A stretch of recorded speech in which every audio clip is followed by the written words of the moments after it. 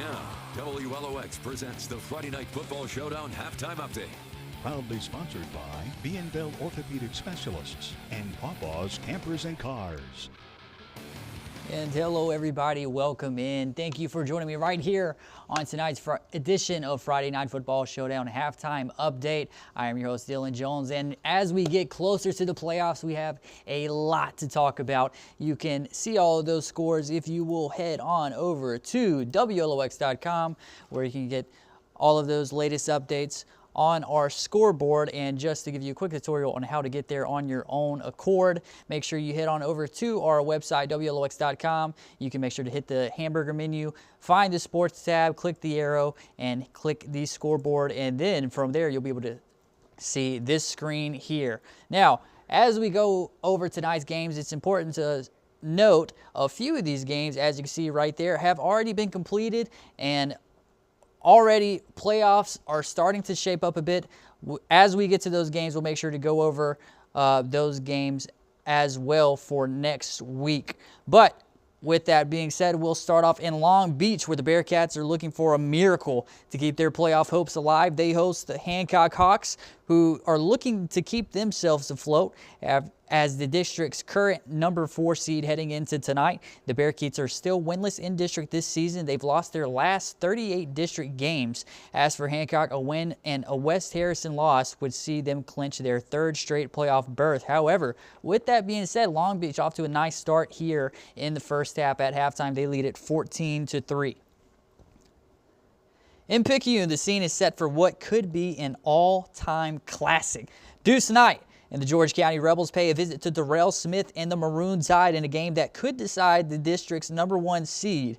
Over the last 3 games, both offenses have shown dominance. The Rebels average 56 points per game over that stretch, while Picayune posts 52. Who will come out on top tonight? Yet to be seen. Going in halftime, they're tied 13-all in Picayune.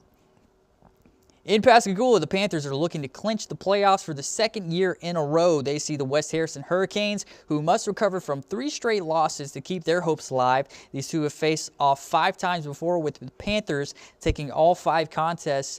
However, West Harrison giving them a nice fight here through one half of football, tied 14-all at halftime.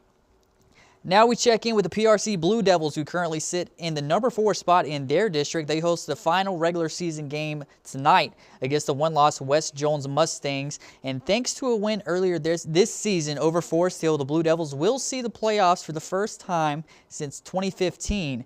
But how would they fare in round 1 against competition such as the George County or Picayune tonight could give that insight, as they see a Mustangs team that went undefeated last year to take the 6A state championship, and keeping it close here through one half of football. PRC trailing by just 6 points. West Jones leads it 13-7.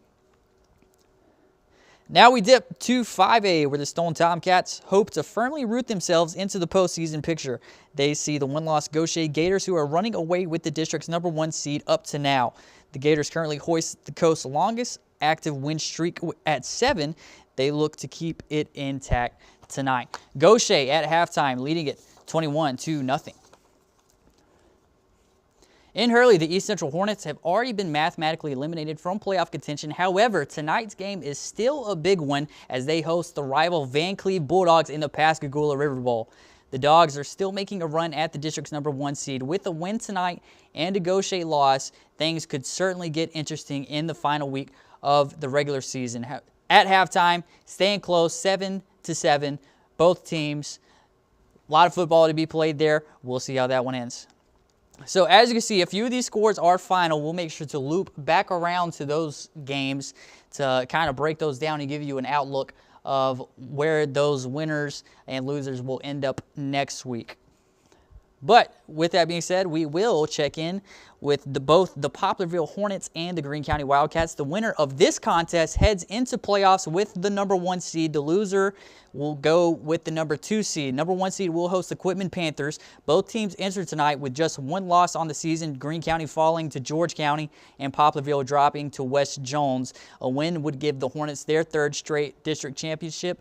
And right now, lot of offense there in the first half, especially for Greene County. Poplarville, we know that they haven't really seen an air raid as Greene County holds so far this season. Poplarville, a lot of those teams that they play really keeping the ball on the ground. Greene County takes it to the air often, and they do it well, really showing on the scoreboard here so far through one half of football. The Wildcats lead it 28-14.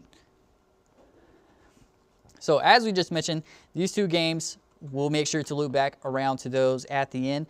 We'll finish off here with 7A. We'll head to Harrison Central, where the playoff picture could potentially be chaotic, to say the least. The 1-2 Harrison Central Red Rebels and the 1-2 Biloxi Indians duke it out tonight, the winner placing themselves in the postseason heading into the final week of play. Biloxi currently leading it in the second quarter. Our last update has the Indians up 16-7. Over in Ocean Springs, it's the 3-0 Greyhounds looking for their 23rd straight district win and their 3rd straight district title. But to do it, they'll need to get past the 3-0 Gulfport Admirals, who are seeking their first district title since three-peating themselves from 2017 to 2019. It's worth noting that these teams entered last year's contest in a very similar scenario. The Greyhounds came out on top then, 30-7. Will the trend continue tonight? Well, it's certainly not seeming so far to be the blowout that it was last year. Ocean Springs up, but only up by 1 score at halftime, 7-0 the score in Ocean Springs. So, meanwhile, the St. Martin Yellow Jackets are the only team in the district without a win, but they're still alive. They visit the D'Iberville Warriors tonight, who could clinch playoffs at home for the first time since 2021. For St. Martin, a win tonight would also snap a 20-game losing streak in district games. At halftime, though, D'Iberville is running away with it so far, 35-0.